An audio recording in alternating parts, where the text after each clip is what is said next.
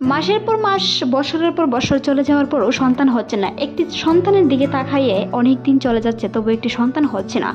আজকের এই ভিডিওতে আলোচনা করব এরকম কিছু গুরুত্বপূর্ণ বিষয় নিয়ে, যেটি জানার পর আপনি জানতে পারবেন সহবাসের পর কিংবা সহবাসের আগে আপনার কোন ভুল ত্রুটির কারণে সন্তান হচ্ছে না, কিংবা আপনার কোনো সমস্যা আছে কিনা। তাই আশা করছি ভিডিওটি মনোযোগ সহকারে দেখবেন। সহবাসের পর পরে অনেক নারীরা আছেন ফ্রেশ হতে চলে যান, বা কারো ক্ষেত্রে সেটি ওভুলেশন টাইমটি না বুঝেই সহবাস করে থাকেন।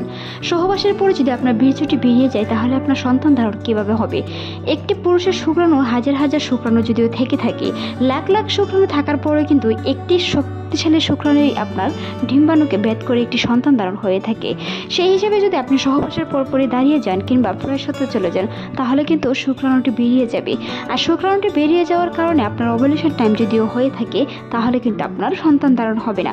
তাই সহবাসের পরে কোমরের নিচে একটি নরম বালিশ, এমনকি পায়ের নিচে 2টি বা 3টি বালিশ দিয়ে পা দুটি উপরে করে রাখুন, এমনকি কোমর হালকা নিচে করে রাখুন, যেন আপনার শুক্রাণুটি সঠিকভাবে জরায়ুতে প্রবেশ করতে পারে।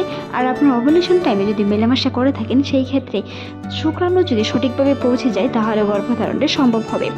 নারীদের কিছু কিছু সমস্যার কারণে অনেক সময় গর্ভধারণ হয় না। কারো ক্ষেত্রে হতে পারে টিউব ব্লক, বা কারো ক্ষেত্রে হতে পারে জরায়ুতে সমস্যা। জরায়ুতে সমস্যার কারণে কিন্তু অনেক ক্ষেত্রে সন্তান হচ্ছে না, কারণ জরায়ুতে যদি সমস্যা হয়, তাহলে কিন্তু আপনার ডিম্বস্ফোটন হবে না। আর ডিম্বস্ফোটন না হলে যদি পুরুষের শুক্রাণু যতই আপনার জরায়ুতে প্রবেশ করুক না কেন, যদি সে ডিম্বাণুর সাথে মিলিত হতে না পারে, সেই ক্ষেত্রে কিন্তু সন্তান ধারণ হবে না।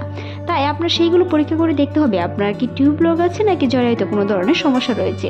যদি আপনার কোনো ধরনের সমস্যা না থাকে, তাহলে আপনি সহবাসের সময় সেই ট্রিক্সগুলো ফলো করতে পারেন। এমনকি ওভুলেশন কিট কিনে এনে বাজার থেকে দেখতে পারেন আপনার ডিম্বস্ফোটন হয়েছে কিনা। সেই সময় আপনি অবশ্যই সহবাস করতে পারেন। তবে সহবাসের পরে অন্ততপক্ষে 10 মিনিট শুয়ে থাকার চেষ্টা করুন, যেরকমভাবে একটু আগে বলা হয়েছে। পুরুষের সাথেও সেই সাথে সম্পর্কিত রয়েছে। শুধুমাত্র নারীদের ক্ষেত্রে সমস্যা প্রযোজ্য নয়, পুরুষের ক্ষেত্রে প্রায় 40% রয়েছে পুরুষের সমস্যা। বিভিন্ন ক্ষেত্রে পুরুষের শুক্রাণু পাতলা হওয়ার কারণে কিন্তু সেটি বের হয়ে যায়, পরবর্তীতে সন্তান ধারণ হচ্ছে না। বা পুরুষের ক্ষেত্রে সেটি হতে পারে যদি আপনার শুক্রাণু দুর্বল হয়ে থাকে, তাহলেও কিন্তু সন্তান হবে না। তাই স্বামী এবং স্ত্রী দুজনে ডক্টরের পরামর্শ নিতে হবে, এমনকি দেখতে হবে পরীক্ষা করে কারো ক্ষেত্রে কোনো সমস্যা আছে কিনা। তারপরে যে বিষয়টি আসছে ওভুলেশন টাইম। ওভুলেশন টাইম ছাড়া যদি আপনি মেলামেশা করেন, তাহলে কিন্তু সন্তান হবে না। তবে মনে রাখতে হবে অন্ততপক্ষে ওভুলেশনের 2 দিন আগে যদি মেলামেশা করেন, সেই ক্ষেত্রেও কিন্তু সন্তান ধারণ সম্ভব হয়। যদি আপনি ওভুলেশনের পর সহবাস করেন, সেই ক্ষেত্রে কিন্তু সহবাস হবে না, কারণ ওভুলেশন টাইম যখন আপনার ডিম্বাণুটি নিষিদ্ধ না হবে, তখন কিন্তু যদি আপনি সহবাস করেন, আপনার সেই শুক্রাণুটি মারা যেতে পারে। তাই অবশ্যই সহবাস করার আগেও কিছু ধরনের খাবার খেতে হবে, গরম দুধ এমনকি ডিম খেতে হবে, পর্যাপ্ত পরিমাণ পুষ্টি সমৃদ্ধ খাবার খেতে হবে, প্রচুর পরিমাণে পানি পান করতে হবে। মনে রাখতে হবে পানির বিকল্পে পানি স্বাস্থ্যের জন্য যেরকম ভালো, সেই সাথে কিন্তু ডিম্বস্ফোটন বা নারীদের ক্ষেত্রে পানির বিকল্প নেই। তাই অবশ্যই যদি আপনি গর্ভধারণ করতে চান, পুষ্টি সমৃদ্ধ খাবার এমনকি ঠিকমতো ঘুম, রাত জাগা চলবে না।